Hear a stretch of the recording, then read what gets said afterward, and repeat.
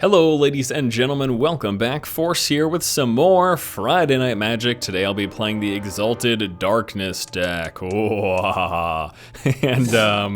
yeah, I'll be showing you some gameplay of this deck. I'll show you the build that I've got going here. I guess we'll just stick with this hand because I don't want to draw down to 6. I am playing against Looter Jacob. And let's talk about this deck. So Exalted Darkness is a deck where you get permanents with Exalted in play, and you use those permanents to attack with a single creature and pump up said creature. Basically, when a creature attacks alone, for every permanent with Exalted in play, it gets +1/+1. That is how it works. So that is how this deck is designed, or that is rather what this deck is designed around. It's designed around the notion that I'm going to have permanents with Exalted, and I'll be attacking with one single creature. Now, it looks like I'm playing against what could be a mono white deck, so this might be the life gain deck or all sorts of other shenanigans. We'll be throwing down first our Aven Squire, 1/1 flying Exalted. And then beyond that, I also have another one of those, plus a Servant of Nephrox, a 3/1 Exalted. And then I've got some creature removal. I have got a Mortify for creature enchantment and 2 unmakes. So that is pretty much my deck. This is how my deck is designed here. I've got a ton of low casting cost creatures that all have Exalted and creature removal. And that's basically it. I kept it really simple, but the goal of this is to really hit my opponent super hard, really fast. So you can see right now I'm swinging for 3 here because he has Exalted, plus this guy has Exalted, so he gets +1/+1 twice. And then next turn, I've got my 3/1, which I'll be attacking with. I'll have 3 creatures with Exalted at that point, so he'll become a 6/3 when he attacks. I mean, that's crazy. The next turn I'll be hitting him for 6 and potentially bringing him all the way down to 11. That is just bonkers. But that is how this deck is designed. At least that's how I've built it particularly.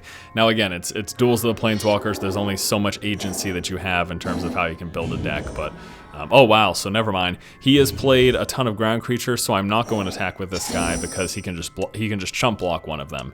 But what I will do is I'm just going to be swinging in the air. The great thing though is, oh my lord, this is going to hurt for him. This is going to hurt for him quite bad. Play it, thank you. All right, so this is going to be 1, 2, 3, 4, 5. This will be in the air for 5. And that's how you do it. So all of his little tiny creatures there, just because they don't have flying, they can't block this.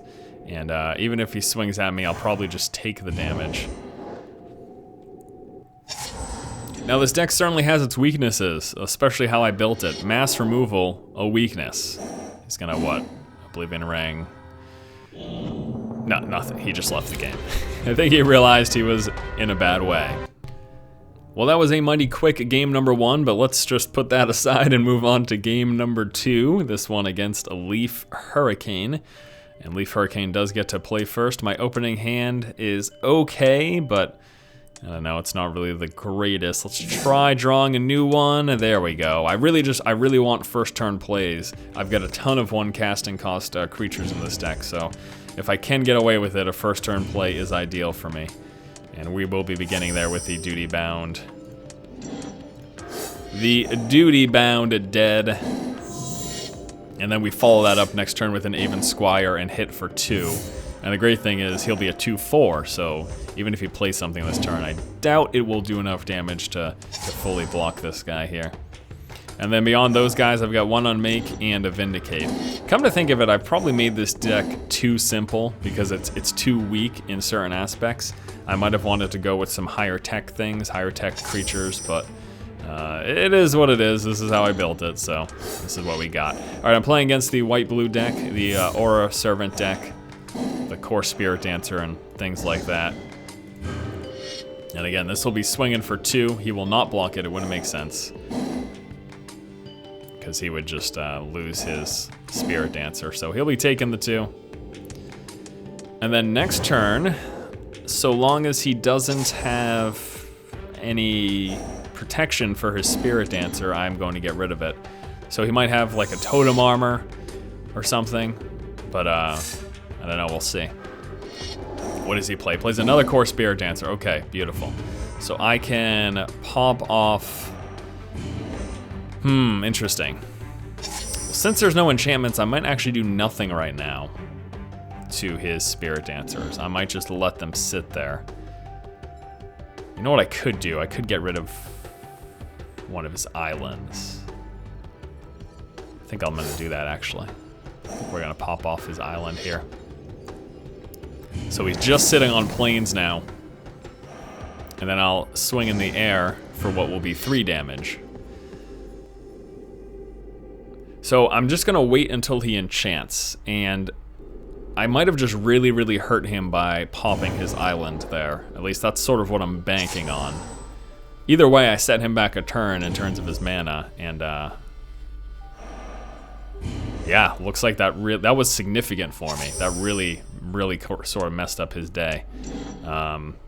So what I can do here is I still think I'm gonna save my unmakes. I'm risking that he might throw a totem armor down, but I can hit for a lot right now if I play my 2 Aven Squires, so that is what I'm going to do. Throw down my 2 Aven Squires, and then I will be hitting for 5 damage, bringing him down to 10. So there's 1, 2, 3, 4, 5 for the Exalted Pump-Up, so now he's down to 10. I mean, what you're basically seeing here is this deck at full tilt. Like, this is sort of an ideal situation for me. And that also exposes how weak it is. If he throws down another land right now and pops a Wrath of God, I'm done. I am done. So what he is gonna play, what is this? At the beginning of each enchanted creature's upkeep. Okay, so he just gets to tap a creature. Now, the big benefit from what he just did, though, besides he's going to tap this creature every turn, which isn't a huge deal to me, but with his Spirit Dancers, every time he plays an enchantment, he gets to draw a card. So he just drew 2 cards. So that's obviously huge for him. All right. I can play Unblockable and Shroud on one of my creatures, but that's not really important right now. I don't even know that he has direct removal. I think he's just got mass removal. So I can swing for 5 again, which I will do.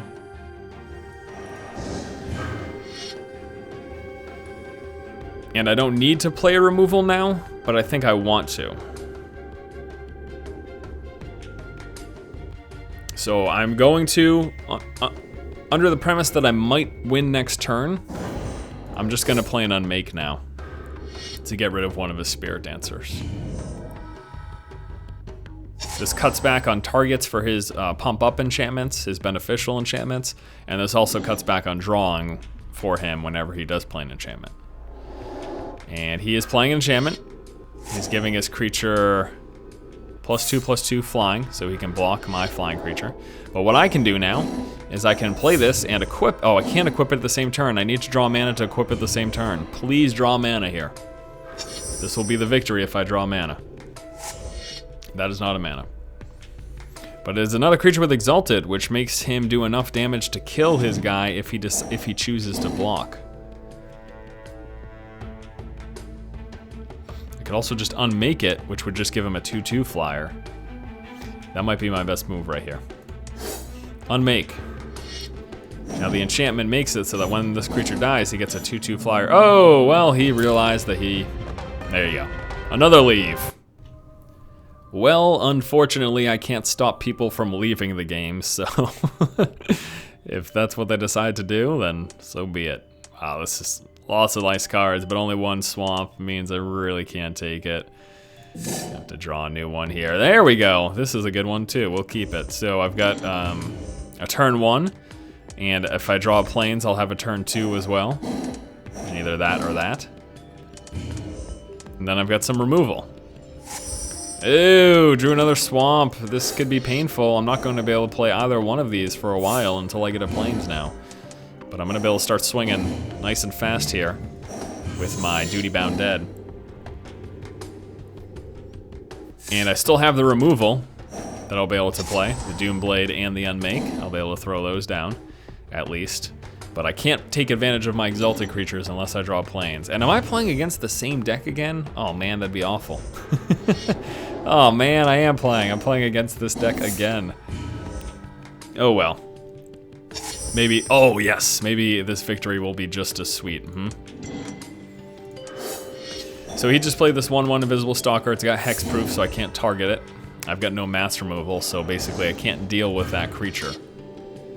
But what I can do is hit him and try to do as much damage as fast as possible. Starting off with 2 here, which he will not block.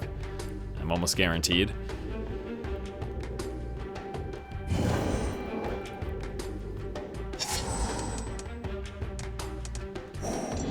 And then next turn, I'll probably throw down my Squire and Doomblade if need be. If he plays another creature, basically. Alright, he's gonna hit me for 1 here. Unblockable, so that goes through. And what does he do? Anything else during his next main phase? Yes, he does. Place a Pacify. Which one? Place it on my flyer. That was the right choice. And I cannot touch that, unfortunately. There's nothing I can do about that, the existence of that. So, all I can do is play down another Exalted. Now, the cool thing here is that even though he can't attack or block, I still get the benefit of his Exalted with my attacking creatures. So this guy's gonna get pumped up 3 times now, bringing him down to 15.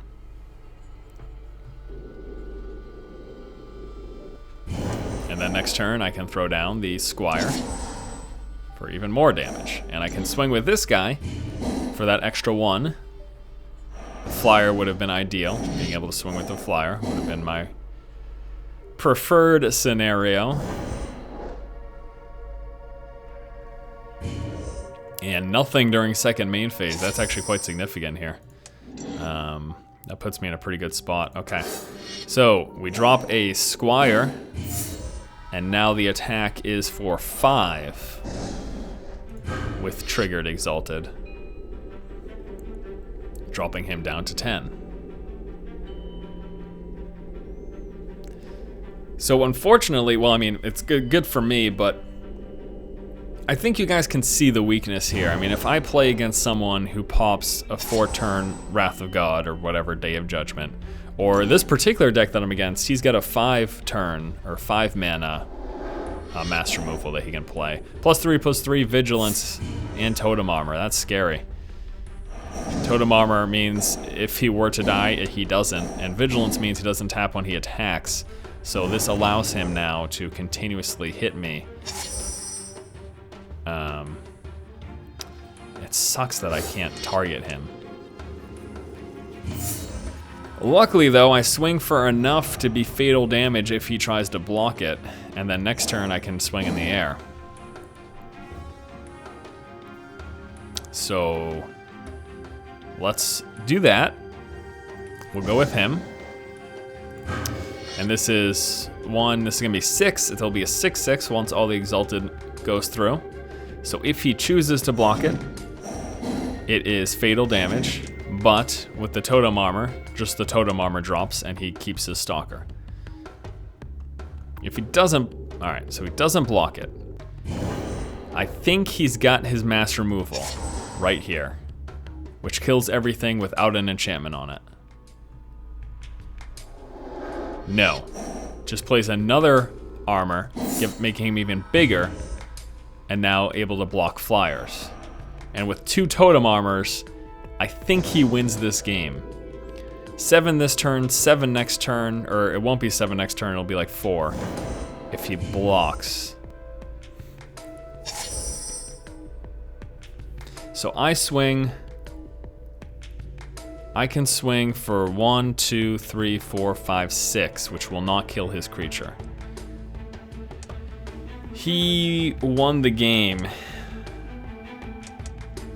And there's nothing I can do about it. I can't target that. It's got Shroud. I can't target that with anything. So he just won the game. And there is literally nothing that I can do about it.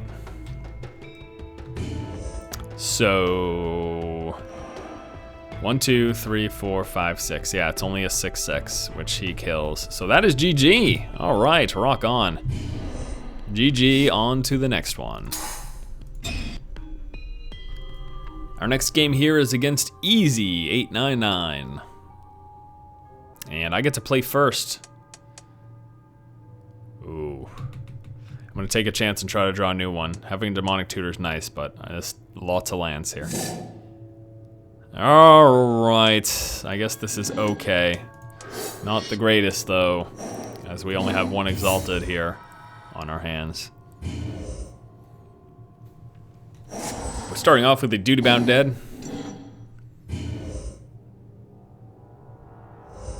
And Easy is playing a black deck of sorts. Okay, we're able to draw into this guy who has pro-black and Exalted, which is pretty badass. We'll be attacking first though, because I can't play him this turn, unfortunately. And then we drop this to get the planes, and so next turn I can play my other guy with Exalted plus pro-black, which will be huge in this matchup. Will be absolutely positively huge. And does he have a turn 2? Oh, wow. No turn 2. That's awesome for me, actually. Alright, so first things first. Play down my pro-black Exalted creature. Then swing for 2. Next turn, though, I'll be swinging for 4 with this guy, and he likely won't even be able to block it because of his pro-black.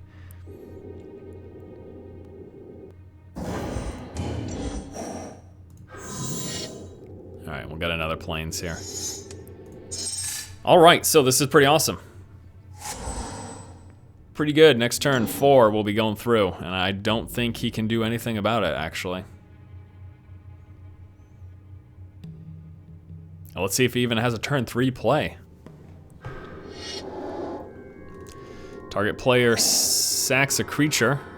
I'll be getting rid of this one.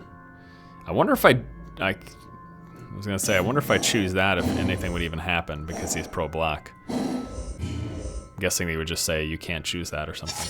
Yeah, sacrifice doesn't, yeah, okay, never mind. I understand what would happen, and it wouldn't work out for me. What I do also understand is that I can really screw him right here if I destroy a land. So I'll probably do that. I could play my lifelink creature, but I kind of want to set him back another turn, because it's really funny. So we're gonna do that here. Vindicate one of his lands. And you guys might see another person leave the game early. He's gonna play another land. Turn 3, he's got a 2/3 flying, Death Touch, lifelink. Doesn't really matter though, for 2 reasons. One, I can remove it, which I might just do. Yeah, you know what? Forget. I won't do that yet. First, I'm gonna throw down a couple of these. My guy's pro-black, so it doesn't matter here. He can't block it, so the damage will go through, and he will take 4 damage, and he will gain 2 next turn when he attacks me. And then after this, I can unmake to remove it. I can also start swinging with my lifelink creature. 2 of the Knights of Glory. He's to 10. He will be up to, this turn I'm gonna be down to 18. He will be up to 12. But beyond that, I'm not really sure he's got much going on. He just played the Liliana's Shade. It's a 1/1. Comes into play, he gets a swamp. And also he can pump it up with black mana. But that's not really enough to save him either, so. He is kind of SOL here. Does look like the game is mine. So here we go. First we swing. For 4.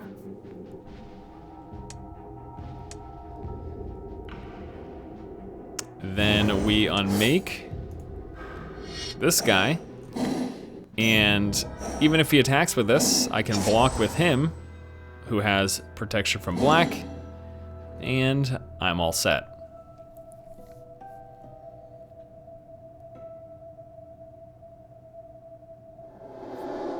He is going to pull a creature from a graveyard here. Let's see what he gets and what benefit it has. I think he was trying to take his guy back, but my spell exiles, which means it doesn't go into his graveyard. Exile completely removes it from the game. So you see him attacking with his 1/1. He can pump it up and all sorts of things. But it doesn't really matter, because I am just blocking with this guy who's pro-black, and I guess he probably doesn't know that I can block it, or unless I'm mistaken here, which I don't believe I am. All that damage is blocked and nothing happens to my creature. Yeah, it's a pain in the butt. And he leaves the game. Oh boy, another one bites the dust. All right, let's go ahead and get one final game here, this time against G4E something, Arskill, whatever. I don't even know what he's trying to do with his name there. Unfortunately, we've had a lot of levers this Friday. I don't know what it is. I guess it's partially, this isn't, I would say this isn't as ridiculous as the Goblin deck can be, but again, the deck, my variation of this deck is definitely, focused on lots of damage early. So I guess that's sort of what you get. You either get like a fast win or a fast opponent leaving, or you losing quickly. If you don't win quickly, you pretty much lose with this deck, so. Yeah, it is what it is. And already we're gonna go, so we'll be hitting for 1 this turn, but the turn after we'll be getting lifelink, and the turn after, yeah, that's gonna be pretty good here. All right, so we're gonna throw down our lifelink creature, and then swing here with this bad boy for the 1. And then next turn I'll be hitting for 3 with this guy. He'll be a 3/2, and he'll have lifelink as well, which is exciting. And I kind of hope that we see someone exploit the weakness of this deck, which hasn't happened yet. 2/2, can't block, and it's unblockable. 2/1, that's fine with me. I've got my lifelink creature, which actually no, I'll be hitting it for even more than what I said. And I'm gonna let his creature stay in play right now, because I've got removal for upcoming turns. I'd rather throw down another Exalted and get more lifelink here with this attack, which will be for 4 damage. 4/3.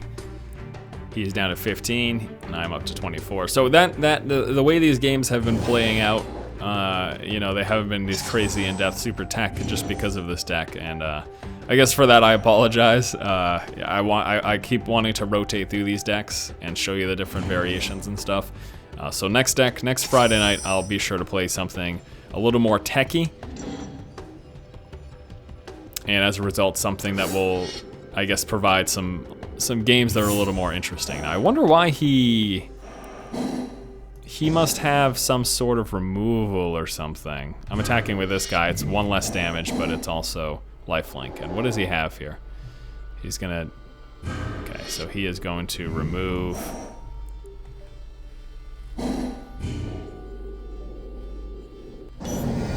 right. So there's his removal. Maybe this game won't be as easy as I thought, which would be good. Well, since that all happened, oh man, it's hexproof? Oh, it's black, right. I can't touch him because he's black. Right. Oh, he'll be attacking me here for 2, and does he have anything else going on? He's kind of mana screwed here. I hope I draw a Vindicate, actually. Pop off one of his lands. 2/2. He can use it to draw a card. He can also use it to force me to discard a card. Target creature is unblockable and has Shroud. Yes, sir. I'll be throwing that down. In the meantime, though, let's just do this. Unmake is 2/2, and then I will hit him for 6.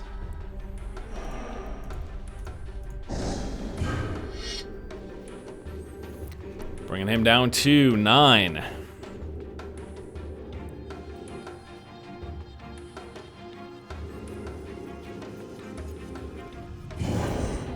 And then I can do that again. Unless he plays a black creature, I'll be able to Doomblade whatever he plays next. And he is super mana screwed, so there is the game. He must have something else going on here, though, so. Because he didn't even attack with this guy that he can't block with anyways, so. Does he have another one of those -3, -3? He's gotta have something here. Oh, I guess not. So another win.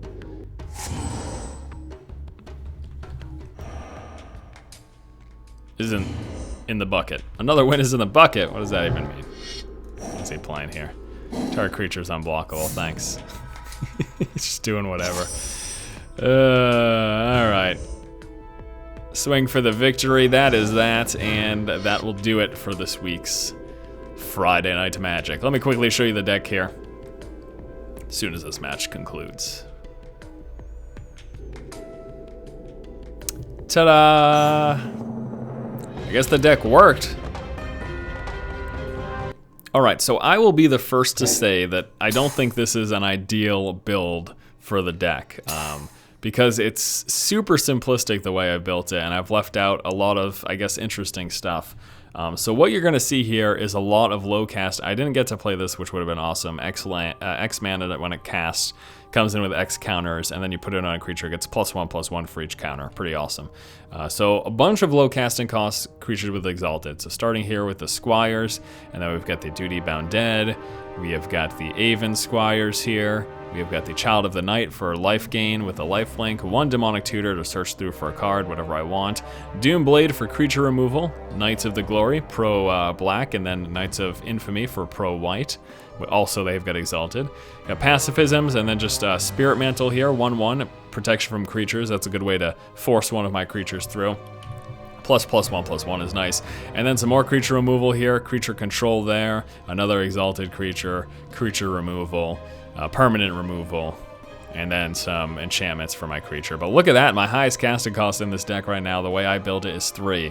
So for that reason, I guess that's sort of why the games played out the way that they did, because I've built this deck specifically to play things from turn 1 to 3 and overwhelm with Exalted nice and early. Now the other potential here is there's definitely more that you can do. There's more techie things you can do. I got mass protection there. There's all sorts of different options. Let me show you some really cool options. This would be a good option for the deck as some early protection, plus it's an Exalted creature. Some creature removal here. Royal Assassin is awesome. I originally had it in the deck, but I ended up removing it just before making the video. Got some other pretty cool things here. This is an awesome enchantment. It has Exalted. So you can see it's not just creatures that can have Exalted, enchantments can too. In fact, there's a land over here that has Exalted as well, which is pretty cool. But since it's colorless and I worry about getting mana screwed as is with these decks, I decided not to throw that in. But yeah, you could have another Exalted even through that land. You know, Exalted Haste is pretty cool. No Mercy, I love this card, and I really almost put it in the deck. Whenever a creature deals damage to you, destroy it. How good is that? That card is ridiculous. This is pretty cool in the deck as well. Silent Arbiter, it's a 1/5. It makes it so that no more than one creature can attack or block each combat phase. So with your deck, that's perfect, because you're never attacking with more than one creature anyways. And something else that I like in the deck, obviously Worship's pretty cool. This is a pretty awesome card, but yeah, I just opted out of keeping in these techie, sort of more powerful cards, such as this Deathbringer Liege, just for the sake of playing this deck super aggressive, you know. But there's definitely, it could definitely, I guess, be more interesting if you wanted to play it that way as well. All right, so next week I'll be checking out another deck. I'm not entirely sure which one I'd like to do next, but I've got some ideas of what I'd like to play. It's been a while since I played Aura Servants, but I want to play a deck that I literally haven't played in forever, such as the Peacekeepers deck. I've still got to unlock cards for a few of these. Peacekeepers deck has potential, maybe Born to Flame as well, and yeah. Got some options. All right, guys, thanks for watching. If you like the content, please subscribe. Tune in next Friday for another episode of Friday Night Magic. Keep watching and keep owning.